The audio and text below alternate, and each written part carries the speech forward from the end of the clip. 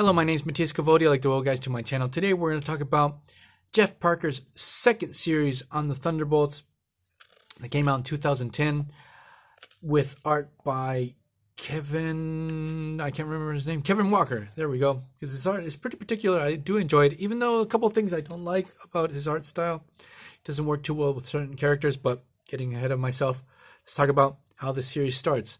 So, this Thunderbolts series starts right after the end of the Dark Reign. We had the Siege of Asgard crossover that finishes that particular time of the Marvel Universe. So we're starting the new heroic age. And the Thunderbolts are actually a program in the Raft prison. That's a famous prison in the Marvel Universe where these supervillains that are arriving, if they decide to enlist in the Thunderbolts program, they might get a reduction in their sentences, maybe a pardon, maybe freedom. Who knows? One of the big inmates that arrives is Norman Osborn, who was the head honcho during the Dark Reign. That's why so many bad things happen. So that's the whole setup for this series. So let's hop into issue number 1. Luke Cage arrives on. Steve Rogers becomes the head of S.H.I.E.L.D. on the helicarrier, and he makes this epic entrance, jumping off the helicarrier straight into Raft Prison, making a superhero landing. That's totally awesome. Fist bumps Mr. Fix-It. Sorry, Fixer. Mr. Fix-It is actually the Grey Hulk. And so he's looking for the new recruits for the Thunderbolts program. His first recruit is actually Ghost, who was one of the big highlights in the Dark Reign. Like, he was a character I wasn't familiar with. I really liked him in the other Thunderbolts and Jeff Parker's original Thunderbolt series. He's just a really weird guy. He has a bone to pick with Tony Stark, but the thing is, he just wants to subvert the system. So he was like trying to get vengeance on Tony Stark, but also trying to screw over Norman Osborn at the same time. So I found that to be pretty interesting. We have Songbird. She's working in the prison. Fixer's part of the prison establishment too. They decide to enlist Moonstone, classic Thunderbolts character. Charles Xavier asks very kindly to Luke Cage if they can enlist the Juggernaut, because in his heart, Juggernaut really wants to be a good guy, but the gem, the Sidorak gem that's inside him, that is like a portal, a connection to this demon, really just corrupts his soul, and this demon just wants destruction. So he's a guy that's sort of suffering. He doesn't know how to deal with all this evil energy. So Xavier, and he was a part of Excalibur for a real long time. He was a hero for a pretty long time. During the 2000s, he actually became a X-Men, but the gem just corrupted him. So Xavier just tells Luke Cage, like, he's good at heart. Make him do something productive for humanity. Then the next recruit is actually Crossbones, and this was actually a recommendation from the government, because it's like, if you want to get things done, you have to have this guy in the team. But Luke Cage is like, this guy is irredeemable. Like, I don't want him on the team, but he's incredibly efficient. So he's sort of shoehorned on the team. Like, the only thing I don't like about the artist is the way he draws Mach 5 during this time. It just looks too bulky. The anatomy, it doesn't look right. Even though I do love this character, but I don't know what the hell went on with this armor. So what Luke Cage discovers, that like most superhero teams have Quinjets or the Blackbird or some type of form of travel, but in this case, Henry Pym tells Luke Cage, you're going to travel through Man-Thing, like he's like this weird interdimensional being, a Nexus being. He can teleport you anywhere you need to go.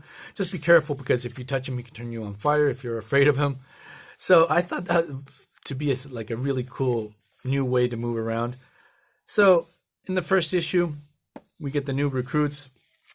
They're taken out for a training exercise, and Baron Zemo arrives. Like, Thunderbolts, join me. Leave these losers. Escape from these guys. I'm going to help you. And so immediately, Juggernaut makes a run for it. It's like, bye, fuckers. I'm leaving. I don't want to deal with this. Moonstone also tries to make a run for it, but Ghost sees through this. He immediately realizes this is like all fake, the situation. And what they discover is it's the whole situation is just made up by the fixers just to try out the technology, these nanites that they have inside them, to see if they can control them, if they want to escape, and sort of break their morale too. So that's a pretty fucked up thing to do to these guys. And what we discover is that Juggernaut's really depowered.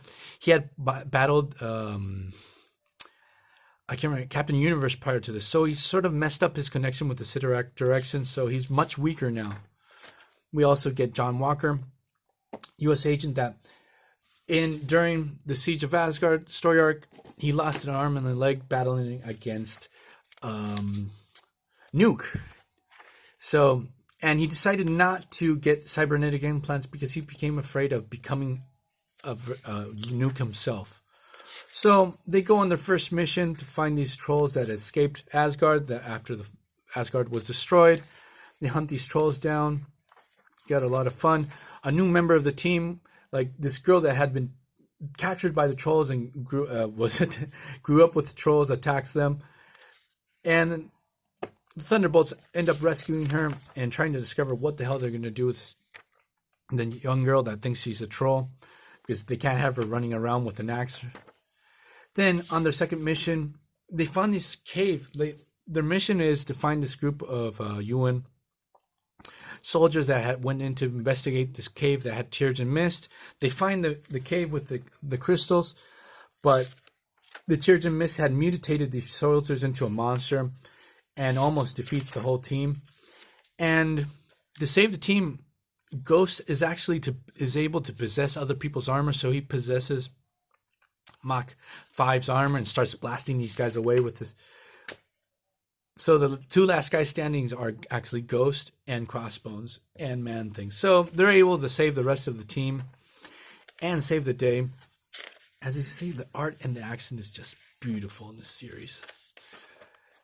And while this happens, the kids at Avengers Academy visit the Raft prison, and we're going to talk about that in the Avengers Academy video. They cause an EMP that causes a blackout in the prison and almost a mass escape. So we have Luke Cage having to deal with these guys, and U.S. Agent and Songbird stopping the prisoners. And like, U.S. Agent is a total badass. Being in a wheelchair, he doesn't care. He totally clobbers all these guys. Like, he has no fear. Luke Cage takes advantage of the situation, and he totally clobbers Purple Man, who is his arch nemesis. Because Purple Man is trying to take control of the whole prison, while Songbird's able to hold her own.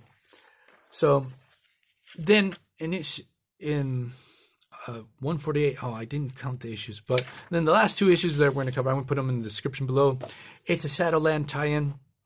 That was okay Daredevil crossover. And the Thunderbolts go in. Luke Cage wants to help his old comrade in arms. Iron Fist, he wants to find out what the hell's going on in Hell's Kitchen and find out what the hell's going on with Daredevil, why he became evil. When he arrives, he's greeted by Iron Fist, but he knows something's wrong. It was actually a hand ninja. What Luke Cage discovers is that under the Shadowland castle, they're actually taking prisoners and good people for no reason. They're taking prisoner under the city. So Luke Cage sends his Thunderbolts to rescue these poor people. And the cool thing about this, because it's tie-ins sort of so, is that we get to see the Thunderbolts just really let loose, just go crazy with their powers. They're dropping ninjas left and right. And here we can see Songbird go crazy, Crossbones just really letting loose too. But the interesting thing is that what we discover is that Crossbones had inhaled the tears and mist in the previous story arc, and he got powers. He seemingly has some inhuman descent in him. So he gets these powers. He starts breathing fire on everyone. It's sort of cool. And it really puts a lot of accent of the totally irredeemable quality of Crossbones. He's really evil. He kills one of the guys that they sent to rescue just because, no particular reason. He's like, oh, cool, I can use my powers. I don't know. He loses these powers. We never see them again. It's a real shame. I don't know if Marvel ever explains this. But I'm going to leave this here. So, guys, this is a pretty fun series. I don't like the direction it took after this. But these first couple of issues I did really enjoy. So see you guys next time. Bye.